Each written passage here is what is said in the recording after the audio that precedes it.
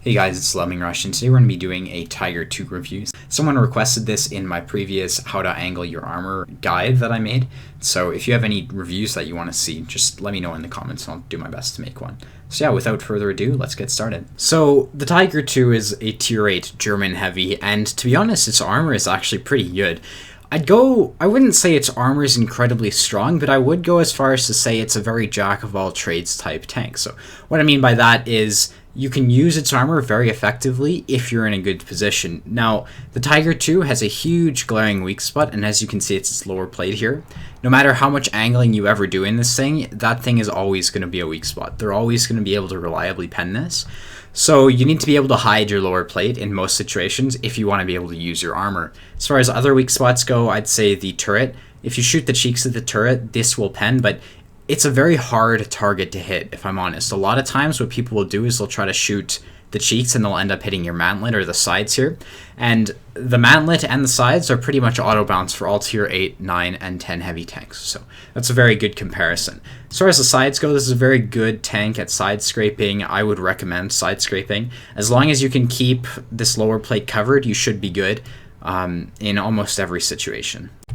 As far as the gun goes, I'd say the gun is the best part of this tank. What you have is 320 alpha, 225 average pen. I'm not really sure how the DPM compares to other tier 8s, but in my opinion, it doesn't really matter. This thing is able to consistently put out damage, and that's what you need from a tank. You need consistency if you want to obviously consistently do well. As far as the gold round goes, you've got 285 penetration on that with as well 320 alpha. The thing about this tank is you're almost never going to need gold. I would say this tank can very reliably pen every single tier 9 heavy's weak spots, except maybe the ST1 and the E75 from the front. But for the most part, from every tier 6 to tier 9, you shouldn't need gold. I would suggest maybe carrying 10 gold rounds. I carry 17 because this is a sheriff count. I get YOLO'd a lot. But on your account, I would say carry 10, give or take a couple depending on your playstyle, gold rounds, because you really don't need a lot of gold in this tank. It's got a very solid gun. Mobility wise, I wouldn't exactly say this thing's quick, however it isn't slow. A lot of people have this interpretation that the Tiger 2 is slow, and I think that's biased because they climb a lot of hills in this thing or something. In my experience, you've got a 38 top speed, so if you're on flat ground or slightly going downhill, this thing can definitely get around the battlefield. One thing you really do want to watch out for though is going up hills, because this thing is absolutely horrendous at climbing hills. So overall, the mobility is fairly decent. Just try to avoid climbing hills if you can, and you should be fine. On to crew skills. So for crew skills, I've reset this crew so you guys can see how I would suggest starting up this thing. For commander, you're going to want Sixth Sense. For everyone else, you're going to want repairs as your first skill. So I'll show you how you should do it. You should get Sixth Sense on your commander. We can just let it go, and then probably repairs as your second skill, and then once you reach your third skill, what you're going to do is you're going to reset. Now, I don't know if you can afford the gold or not. I can afford the gold, so I'm going to do that, but for you guys, you might just reset it to 90%, and that's going to allow you to put Brothers in Arms in front of both those things. So I'm just going to go quickly do that. You guys can see my crew setup at the end. Alrighty, so I just went and kitted out each crew member to basically the max of what I considered was practical and useful. So you can see I only did the loader for 3 skills because there's nothing really else that's useful. So on the commander, what I started off with is Brothers in Arms, Sixth Sense, repairs, and Jack of all trades. Everything is pretty self-explanatory except Jack of all trades. What Jack of all trades does, it allows your commander to sub in for someone who has died. Let's pretend your gunner dies. It basically means your gunner dying doesn't affect your tank as much, so maybe you don't need to heal your gunner. You can wait until 2 crew members die or something and choose whichever one you want more. Then I went with repairs, snapshot, armor. The reason you want armor on the tank is if the gun gets damaged, you don't actually need to repair it. The armor sort of mitigates that, especially when you're getting RD'd by something like in the heavies. You get RD'd a lot and your gun gets damaged often. Armor is going to sort of prevent you from needing to repair your gun if you're in close quarters combat. For the driver, I went repairs, clutch braking, and smooth ride. All of those are pretty self-explanatory. Then I went repairs, and on the radio operator. Now, the reason I went with whatever it's called, situational awareness on the radio operator is because there's nothing else that's useful, and situational increases your view range. What really sucks is when you're in the end game and you're a blind heavy, and so situational awareness should be able to help out with that.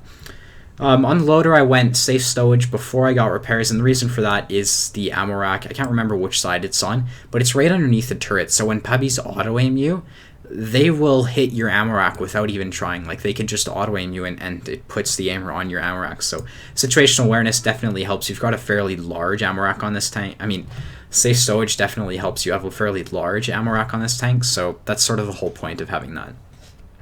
As far as equipment goes, there's not a lot of options on heavy tanks. What you definitely need is a vertical stabilizer and a rammer.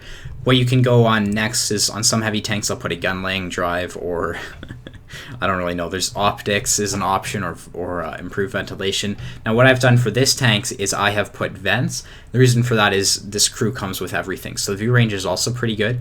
This is how I would suggest the average player set up their Tiger 2, though. For the same reason that I stated you want situational awareness on your radio operator or whoever it was, the whole being end game and being blind and just getting outspotted by TDs really sucks, and optics is going to help mitigate that. If you have like an epic crew and you run food and stuff, you can run vents. You can get away with it because your view range is still going to be pretty solid. But for the most part, I think optics is really important because it just absolutely sucks when you're getting annihilated by people you can't see. For ammo and consumables, I would suggest running something like maybe 12 gold rounds at the most. I run 17 because this is a sheriff account, but for the average player, this is the setup I would recommend. 28, 12, and 2. You're not really going to find yourself running out of ammo in this tank because you don't really miss shots. A lot of your shots are going to hit, so I think there's nothing wrong with carrying 2 HE on this tank. Do the standard first aid kit, repair kit, fire extinguisher. It's nothing really special, nothing new. On to the replay. So we're on the map Redshire. It's a standard battle right now. And what you can see is we're top tier. We're platooned with just some random guy who invited me to platoon. I don't really know him, but whatever. Looking at the enemy lineup, they've got 3 tier 8 heavies and a bunch of tier 7 heavies, and I want to go fight those because I don't know, that's what I'm like. I'm going to where I believe most of the enemies are, so I can have the biggest impact on the fight. Now, the reason I'm starting the replay here is because I just want to show you how slowly the Tiger 2 climbs hills. You can see even going up a slight incline like that, he's just at 13 kilometers an hour. As you can see, when we start to go on flatter ground, we can get up to 30 at some point. So yeah, we're just going to go up to this rock, and I'm going to be showing you how I like to side scrape in this tank. So we're poking out, go for a shot on the Tiger 2's turret. I don't really know how it hit the dirt, but somehow it managed to. The Wheezy 111 bounces off our turret, and we're side scraping. I think the what happened there is the IS managed to pen our cupola, and you can see it's pretty weak. As you can see, he's got 175 pen, and he managed to pen that, but whatever. Put a shot through his turret, now he's dead, and we're going to continue the side scraping angle here. What I'm doing right now is I'm just sort of relaxing. I'm considering poking here, but poking on 3 guns, right? And there's 1, 2, 3 guns, just wouldn't be smart, so. Going to continue the side scrape on the KV5, and we're just going to pen his weak spot for days, because it's really easy. When a tank has this much accuracy and this little, like, such good gun handling, you don't even have to worry about it. You can just, it's really easy to side scrape. The Tiger 2 pens us, I mean the Tiger 1 pens us, it's not that big of a deal. We've got a lot of hit points. If he had a bigger gun, I would have been a bit more cautious, but it was a Tiger, so I wasn't really that worried.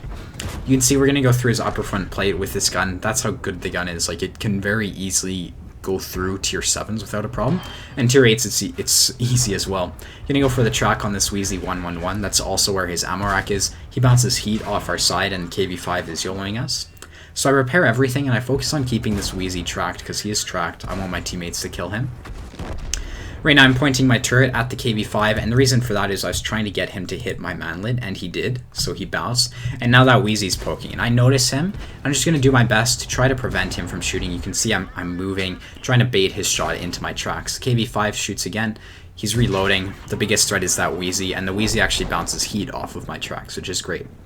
So now we're a one-shot. You can sort of see how effective this thing is at brawling, especially if you're calm about it. When you're in a situation like that, it's a really good idea to just try to manage who you're dealing with. As you can see, I managed the KV5 and the Wheezy pretty securely. Holy Ghost, our platoon mate, is YOLOing. He puts a shot into the Wheezy, and then I finish him off getting the ammo rack. So what I'm doing right now is, because I'm a one-shot, I don't really want to risk getting focused down by the CDC. The focus is just going to be living, so I'm going to speed this up. He dies. And when the reason I wanted to show this replay above others is because there's this misconception that the Tiger II is supposed to be a sniping tank. A lot of people feel Germans are supposed to be sniping, but the thing is, you're a top tier heavy tank. If you're ever sniping in a game like this, you're really doing it wrong. I can sort of understand it in a tier 10 game, but for the most part, you want to be in the fight. If it's a tier 10 game, shoot people while they reload. You're not going to out armor tier 10 heavy tanks. Just do your best to keep your hit points and gun in the fight. When you snipe, you let your teammates die for you, and that's just never a good idea.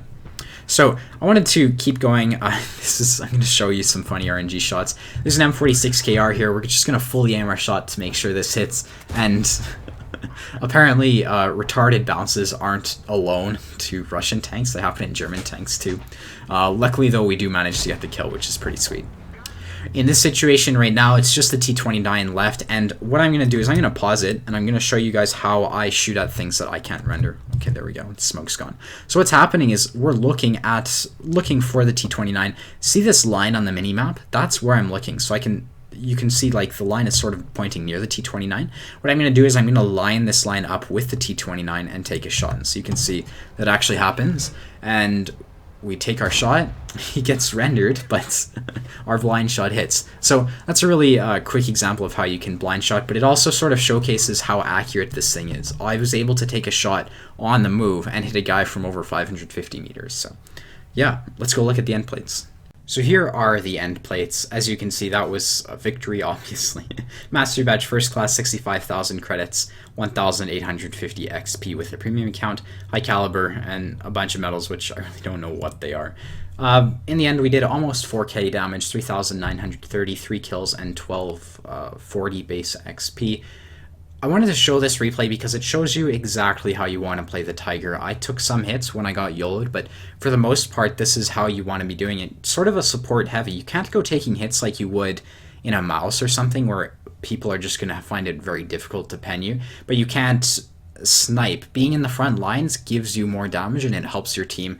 Obviously, like if I had camped, I wouldn't have had this 4k damage game. So hopefully this replay showcased how you want to abuse the strengths of the Tiger II. And yeah, if you want to see more, be sure to hit the like and subscribe button. This is another sort of experiment video. This is the first time I've ever really done a review that I sort of feel proud of. So if you like this and you want to see more, please hit the like button. It gives me some really good feedback. And yeah, I hope to see you around. Later, guys. Bye-bye.